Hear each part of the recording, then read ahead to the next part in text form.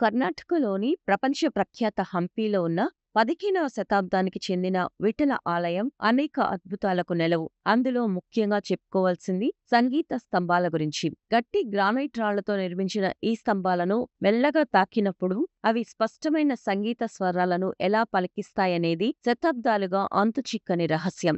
అయితే ఆధునిక శాస్త్రీయ విశ్లేషణలు ఈ పురాతన ధ్వని ఇంజనీరింగ్ అద్భుతం వెనుక ఉన్న రహస్యాన్ని ఛేదించాయి. విజయనగర సామ్రాజ్య కాలంలో నిర్మించిన ఈ ఆలయం యునెస్కో ప్రపంచ వారసత్వ ప్రదేశంగా గుర్తింపు పొందింది. ఇక్కడి మహామండపంలో ఉన్న ఒక్కో ప్రధాన స్తంభం చుట్టూ అదే రాతి నుంచి చెక్కిన అనేక చిన్న స్తంభాలు ఉంటాయి. వీటిని సమిష్టిగా సరిగమ స్తంభాలు అని పిలుస్తారు. ఒకప్పుడు ఈ ప్రాంగణంలో నృత్యకారులు నాట్యం చేస్తుండగా ఈ స్తంభాలను తాకుతూ లైకు అనుగుణంగా శబ్దాలు సృష్టించేవారని చరిత్రకారులు చెబుతారు.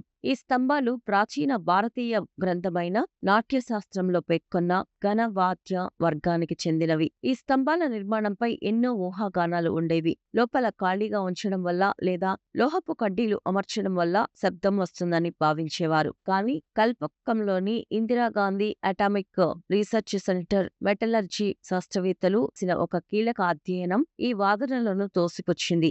వారి స్తంభాలకు ఎలాంటి హాని కలగకుండా అల్ట్రాసోనిక్ టెస్టింగ్, ఇంపాక్ట్ ఎకో వంటి నాన్ డిస్ట్రక్టివ్ పద్ధతులను ఉపయోగించి పరిశోధనలు చేశారు. ఈ పరిశోధనలో స్తంభాలు పూర్తిగా గట్టి గ్రానైట్ తోనే నిర్మించబడ్డాయని స్పష్టమైంది. అత్యంత సాంద్రత కలిగిన ఈ గ్రానైట్ రాతిలో శబ్దం సెకనుకు 4800 నుంచి 5500 మీటర్ల వేగంతో ప్రయాణిస్తుంది. స్తంభం పొడవు, మందం, ఆకృతి ఆధారంగా అది వెలువరించే సంగీత స్వరం ఆధారపడి ఉంటుంది. పొట్టిగా, మందంగా ఉన్న స్తంభాలు హెచ్చు స్వరాలను, పొడవుగా, సన్నగా ఉన్నవి తక్కువ స్వరాలను ఉత్పత్తి చేస్తాయి. ట్యూనింగ్ ఫోర్క్ వలె ఇది పక్కకు వంగడం వల్ల కంపించి ప్రతిధ్వనిని సృష్టిస్తాయి. రాతిలోని మైక్రోక్రిస్టల్స్ నిర్మాణం ఈ కంపనాలను ఎక్కువసేపు నిలిపి ఉంచడంలో సహాయపడుతుంది. అయితే కొన్ని స్తంభాలలో ఏర్పడిన పగుళ్ల కారణంగా వాటిలో శబ్దం వేగం తగ్గిపోయి ప్రస్తుతం అవి శబ్దాలను ఉత్పత్తి చేయడం లేదు. ఈ పురాతన వారసత్వ సంపదను కాపాడేందుకు విజయనగరం పతనం తర్వాత దెబ్బతిన్న